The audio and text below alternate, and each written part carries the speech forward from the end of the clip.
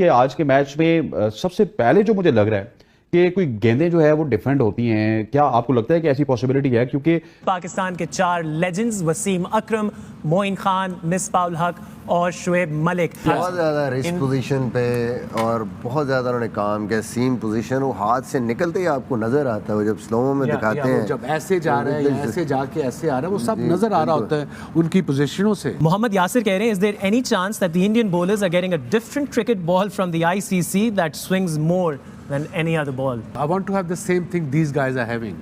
Sounds like fun because their mind is not there. बेइज्जती अपनी ते करानी साडी भी ना कराओ पूरी दुनिया इच।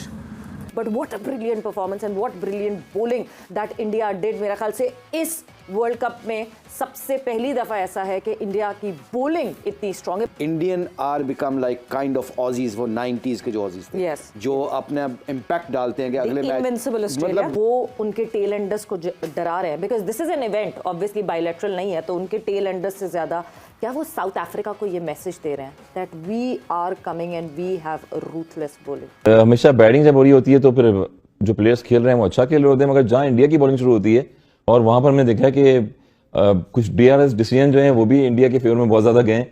देवर स्लेजिंग जो ऑस्ट्रेलियन स्लेजिंग करते हैं ना गालियों से, वो स्लेजिंग नहीं कर रहे, अपनी बॉलिंग से स्लेजिंग कर रहे हैं, एक्सीलेंट बाउंसर मार रहे हैं टेल एंडर्स को, और ये इतना रूथलेस खेल है ना क्रिकेट का। तो आई थिंक हमें कोई इसमें हेजिटेशन नहीं होनी चाहिए कि इंडिया ने जो ये देखना कितना आला स्विंग किया उसने। आई थिंक बुमराह जैसे one of the best I think at the moon with the new ball, और ये तीनों इस तरह की बॉलिंग कर रहे हैं जैसे हमारे पाकिस्तान के 3 फास्ट बॉलर बॉलिंग करते थे। yes, वो चीज yes. इनके अंदर नजर आ रही है, ये वर्ल्ड क्लास बॉलिंग नजर आ रही है हमें। वर्ल्ड क्लास बॉलिंग इसे कहते हैं जो बड़े मुकाबलों के अंदर, बड़े इवेंट्स के अंदर इस तरह परफॉर्म करते हैं।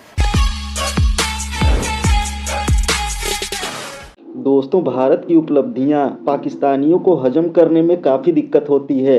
वो उपलब्धियां चाहे किसी भी सेक्टर की हों, चाहे डिफेंस सेक्टर की हों या इंटरनेशनल अफेयर्स सेक्टर की हों या फिर स्पोर्ट्स की हों, पाकिस्तानी भारत की इन उपलब्धियों को हजम नहीं कर पाते हैं। और ऐसा ही देखने को मिल रहा है आईसीसी ओडीआई वर्ल्ड कप 2023 में, जहां भारत जीत के रथ पर सवार होकर एक से बढ़कर एक टीमों को हराते हुए चला जा रहा है। वहीं पाकिस्तान की दुर्गति ऐसी हुई है कि उसे सेमीफाइनल की दौड़ में बने रहने के लिए दूसरी टीमों पर डिपेंड रहना पड़ रहा है। भारत की इन्हीं उपलब्धियों को देखकर पाकिस्तानी पचा नहीं पा रहे हैं और ये बातें कर रहे हैं कि आईसीसी टीम इंडिया को फेवर दे रही है। भारत ने अभी तक जितने भी मैच खेले हैं सारे के सारे मैच भारत ने ही जीते हैं और हर मैच के बाद पाकिस्तानी कोई न कोई बहाना लेकर आ जाते हैं और टीम इंडिया की जीत को अप्रिशिएट करने के बजाय कोई न कोई कमियां निकालने में लगे रहते हैं। वहीं पाकिस्तान के ही एक प्रो क्रिकेटर ने कहा है कि आईसीसी टीम इंडिया के मैच में जैसे ही टीम इंडिया की इनिंग खत्म होती है गेंद बदल देता है, टीम इंडिया को खेलने के लिए ऐसी गेंद देता है जो उसके फेवर में हो। दोस्तों, उसकी ये बात सुनकर वसीम अकरम से लेकर पाकिस्तानी मीडिया ने काफी उसे खरी खोटी सुनाई। दोस्तों, आइए देखते हैं पूरी खबर क्या है, फिर मिलते हैं वीडियो के अंत में। ठीक है, आज के मैच में सबसे पहले जो मुझे लग रहा है कि कोई गेंदें जो है वो डिफेंड होती हैं, क्या आपको लगता है कि ऐसी पॉसिबिलिटी है? क्योंकि जिस तरह का सीम स्विंग इंडिया को मिल रहा है वो मतलब लग ही नहीं रहा, ऐसे लग रहा होता है कि एकदम से आप जो है ना वो बॉलिंग विकेट पे बॉल कर रहे हैं और अजीबोगरीब सा सीम स्विंग वहां पे मिल रहा होता है। यार बिल्कुल ऐसे ही हसनैन, हमें समझ नहीं आता कि हमेशा बैटिंग जब हो रही होती है तो फिर जो प्लेयर्स खेल रहे हैं वो अच्छा खेल रहे होते हैं, मगर जहाँ इंडिया की बॉलिंग शुरू होती है और वहां पर हमने देखा है कि कुछ डीआरएस डिसीजन जो हैं वो भी इंडिया के फेवर में बहुत ज्यादा गए। थ्रू आउट 8 से मेरे ख्याल में 7 से 8 डीआरएस ऐसे हुए हैं कि बड़े क्लोज थे वो, और जो कि वो क्लोज टू द स्टंप्स भी रहे हैं, एलबीडब्ल्यू भी रहे हैं, वो इंडिया के फेवर्स में गए या दूसरी टीमों के फेवर्स में गए। मगर बॉल का एक रेशियो नजर आया आज हम जिस तरह दिख रहे हैं कि शामी जैसे बॉलर्स और सिराज जैसे बॉलर, ऐसा लग रहा है एक टाइम पे हम खेलते थे एलन डोनाल्ड को खेलते थे, मकैन को खेलते थे, तो वो बॉलिंग करते थे साउथ अफ्रीका में हम जब जाते थे वहां पर, तो जाहिर पता एक तरफ शाइन होता था और एक तरफ विदाउट शाइन होता था, जहां पर रिवर्स होता था, सीम स्विंग होता था बॉल। मगर यहाँ पर मुझे लग रहा है कि शायद कोई बॉल भी चेंज हो जाता है, मुझे लग रहा है सेकंड इनिंग में जिस तरह से बॉलें जो है ये आईसीसी दे रहा है या फिर एम्पायर का थर्ड एम्पायर से पैनल बीसीसीआई दे रहा है या बीसीसीआई दे रहा है, बॉलों का भी एक चीज एक्सपेक्टेशन होना चाहिए बॉलों का। जिस तरह से पहला बॉल ही शामी ने आगे स्टंप में किया है और अभी 300 जो है 350 इतनी पिटाई खाने के बाद एक फील्डिंग टीम जो है वो बैटिंग साइड पे ऊपर गई है डगआउट में। अभी वो चेंजेस ही कर रहे थे एकदम से, तो बैक टू बैक हाईलाइट्स चलना शुरू हो गई हैं और सीधी सीधी बॉलें थी जिन पे क्रॉस खेलने जा रहे थे बैटर्स और आउट हो रहे थे। तो मैथ्यू एंजल जो है वो खड़े हुए थे स्क्रीन पर, उन्होंने एकदम से देखा है कि ये क्या हो रहा है बॉल में। जो शामी का पहला बॉल था एलबीडब्ल्यू का, बैटर्स क्रॉस खेलने के लिए गए, तो कहीं ना कहीं मुझे लग रहा है कि बॉलें भी चेक करानी चाहिए जिस तरह वाकई से सर ये बड़ी सीरियस डिबेट है कि बॉल को Outstanding चेक bowling हो करवाना रही है। चाहिए, क्योंकि उन्हीं पिचेस पे दुनिया के तमाम बॉलर्स ऑर्डिनरी लग रहे हैं, लेकिन इंडियंस एक्स्ट्रा ऑर्डिनरी क्यों लग रहे हैं? देखें दोनों एंड से माना कि दोनों एंड से उस जमाने में तो हमारे दौर में तो एक ही बॉल चलता था, और अगर बुरा ना हो या अगर सेमी उसको शाइन करते थे या थोड़ा सा रफ करते थे तो स्विंग भी उड़ता था, रिवर्स भी, और सीधा भी जाता था बॉल वो। मगर यहाँ पर माना कि दोनों एंड से नई बॉलें चल रही हैं, मगर फिर भी 3 स्लिपें ली हुई हैं इंटरनेशनल करियर में आपने विकेट यहाँ पर मैच में। और फिर कीपर जो है के राहुल, यानी कि वो बॉल को कैप कहाँ पर करें, इट मीन्स के बॉल में कोई हार्डनेस भी है और कुछ एक्स्ट्रा मुझे लग रहा है कि बॉलिश कोटेड एक्स्ट्रा बॉल लेयर भी है, कोई कोडिंग होगी कोटेड, extra। हाँ कोटेड जिस तरह बॉलें होती हैं वो टाइप की मुझे लग रही है, तो इंस्पेक्शन एक जरा होना चाहिए इस चीज पे ताकि मेरा पता ख्याल है कि लगे। टेप बॉल में जिस तरह दूसरे कप्तान बॉल को चेक करते हैं ना, अब पाकिस्तान का अगर इंडिया से मैच आ गया ना, जी। उनको बॉल चेक करना चाहिए कि हमने इस बॉल से खेला, यही ball exactly Indian ball bowlers check के करना पास चाहिए, भी इस पे होनी चाहिए चीजें डिबेट, क्योंकि शामी ने 18 रन देके 5 आउट किए, सिराज आए तो